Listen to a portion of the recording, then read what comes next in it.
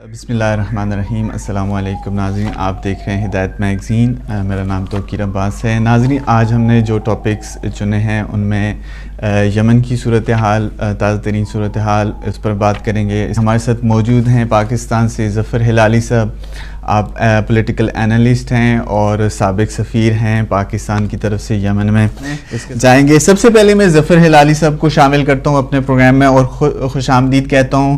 आप हमें थोड़ा सा बताएं कि ये कहा जा रहा है कि यमन जो है वो अलकायदा का हेडक्वार्टर बनता जा रहा है।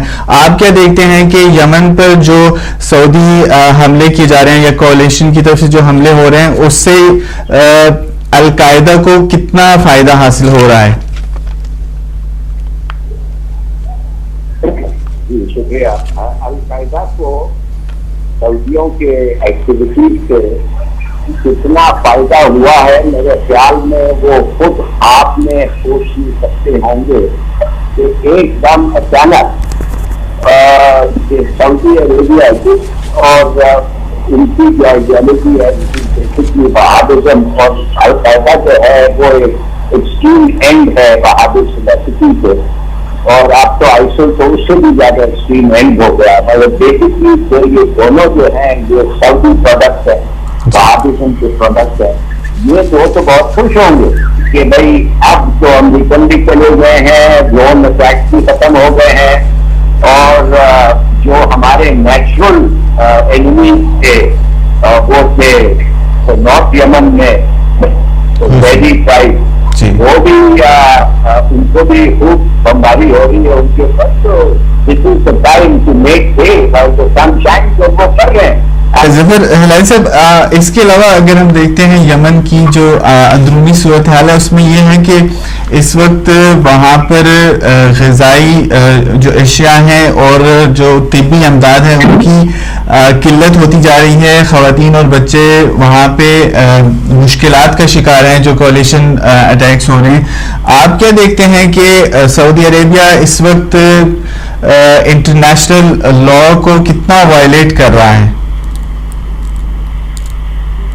वो तो सऊदी अरेबिया को तो एक अपना डॉक्ट्रिन, वो जो पुराना अमेरिकन मनरो डॉक्ट्रिन था साउथ अमेरिका में, जो प्यूर्टो रिको को उन्होंने अपना कॉलोनी बनाया हुआ है, और दूसरे मुल्कों ग्वाटेमाला और इक्वाडोर, आपको याद होगा एक जमाने में अगर कोई गवर्नमेंट उधर चेंज होती थी तो अमेरिकन करते थे, CIA करती थी।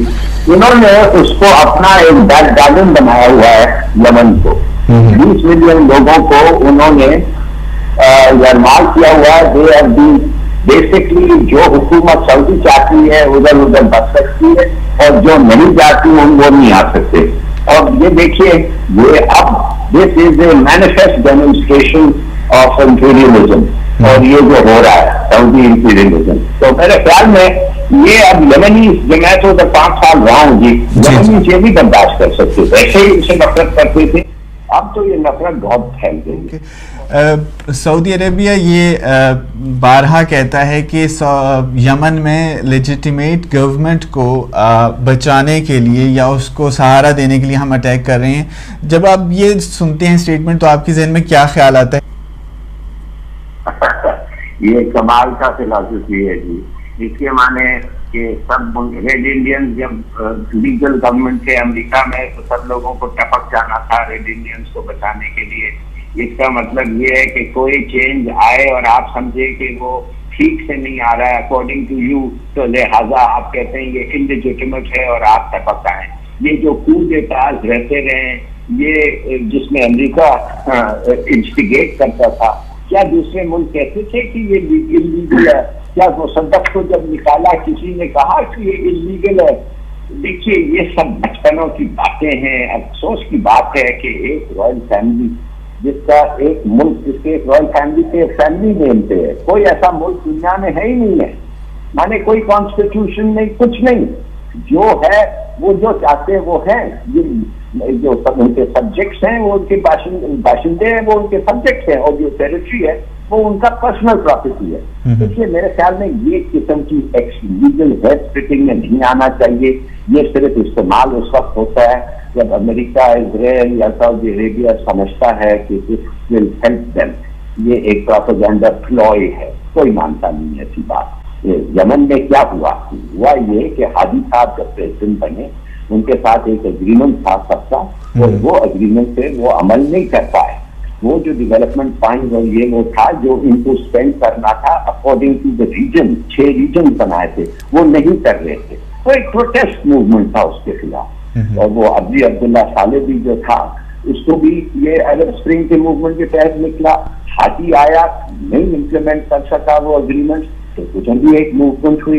ये मूवमेंट होते जाते हैं मुल्कों में।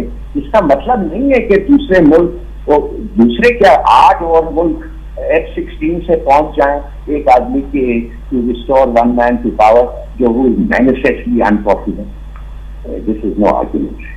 ठीक है, सऊदी अरेबिया क्यों पाकिस्तान पर इतना जोर दे रहा है कि आप अपने फौजी जो हैं वो सऊदी अरब भेजें ताकि वो यमन में लड़ाई की जा सके? तो इस क्यों का जवाब हमें देंगे आप? देखिए, बात सीधी सादी ये है कि जब आपका केस वीक होता है, कमजोर होता है, जब आपको अपने केस में, अपने कॉज में कॉन्फिडेंस नहीं होता है, तो आप उन लोगों को इकट्ठा करना चाहते हैं जो आपके दोस्त सकते हैं। आप बुलाते हैं सबको, क्या हुआ आउटलेट से तो यूनाइटेड स्टैंड, देखो ये बड़ी जाती हुई, ये वो सब, उसको वो मैंने ये अपने लोगों को, अपने पब्लिक को कॉन्फिडेंस देने के लिए कि देखो कितने लोग हमारे साथ हैं। मतलब कौन है इनके साथ? थोड़ा 2 मिनट एग्जामिन तो करें, कौन है इनके साथ? पहले जो लोग इनके साथ हैं वो GCC स्टेट है। GCC स्टेट तो ये तो इंपीरियल पेट्रोल स्टेशन, बेसिकली ये सुपर मार्केट है, अमेरिकन सुपर मार्केट। इनका क्या आप बताएं, इनमें क्या डेमोक्रेसी है, इनमें क्या है जो लोग समझते हैं कि इनको पैसे के अलावा, तेल के अलावा क्या है जो लोग समझते हैं कि दे डिजर्व रिस्पेक्ट? तो वो तो आप भूल जाते। दूसरी बात है, मिस्र को इन्होंने घेर लिया। अब मिस्र का जियाउल हक आया हुआ है इस वक्त। मिस्र जो है $12 बिलियन खाया है सऊदियों का और गल्फ स्टेट का।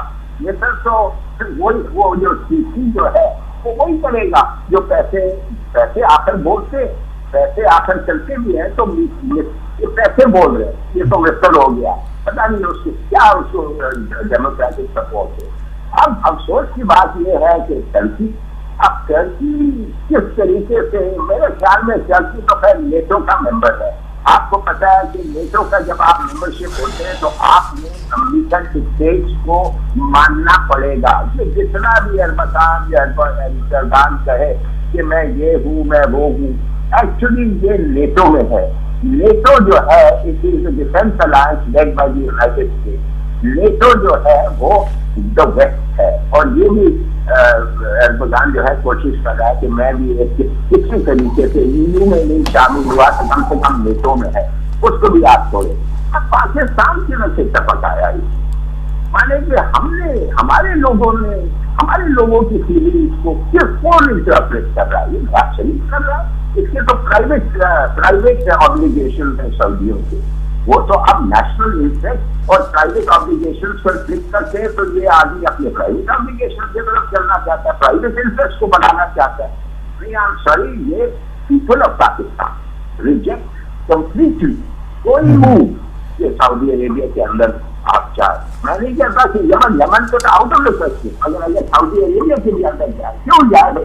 क्या वो जो हरम शरीफ है तस्वीर चेंज कर दें, मुसलमान उसको क्या डेंजर है? ये सब बेकार बातें हैं। अफसोस ये है कि पैसे हमारे मुल्क जो है जी हैंड आउट के लिए हाथ इनका पेट्रोल भरा होता है, और सऊदी अरेबिया से एक चीज है उनके पास, वो है पैसे, और वो पैसे। ठीक है ज़फ़र साहब, एक और सवाल बहुत अहम, चूँकि आप यमन में रहे हैं 5 साल, आप हमें बताइए कि यमनी जो लोग हैं, कहा जाता है कि फ़ाइटर्स हैं, वो असल में जानते हैं कि किस तरह जंगें लड़ी जाती हैं। तो आप क्या देखते हैं कि सऊदी अरेबिया और अमेरिका ने एक गलत खित्ते को निशाना बनाया? ये अपनी फौज ले आए और आके उनके टेरिटरी पे लड़े, इसलिए अब तक उन्होंने अपने टेरिटरी में किसी ने उनको शिकस्त नहीं दिया। ना ऑटोमन कह सके, ना मिस्र। अब मिस्र का जो ये जो सीसी कहता है कि मैं तैयार हूँ उधर जाने के लिए, ये भूल गया मेरे ख्याल में। इसके जितने लोग मारे गए मिस्री यमन को पता करने की कोशिश में, मेरे ख्याल में इसको अपने हिस्ट्री बुक्स को पढ़ना चाहिए। नहीं, बात असल ये है उनकी दुआ है। फायदे में उनकी भी दुआ नहीं है, ये अल-कायदा का भी है और आइसिल का भी होगा। इसलिए कि अगर वो सऊदियों को मारना चाहते हैं, हालांकि इन सेंस सऊदी क्रिएशन, मगर अगर वाकई they want to turn against their former mentors, तो उनके लिए भी एक बड़ा अच्छा मौका मिलेगा in the terrain of Yemen to take them on. और मेरे ख्याल में सऊदी अगर, देखिए अफसोस की बात यह है कि 30 साल का लड़का है जो सऊदी डिफेंस मिनिस्टर है, 30 या 32 साल का है, और वो जो है वो अपने बाप का क्या कहते हैं सक्सेसर है, हालांकि नंबर 3 है लाइन टू द थ्रोन, ये रियली द चोजन सक्सेसर।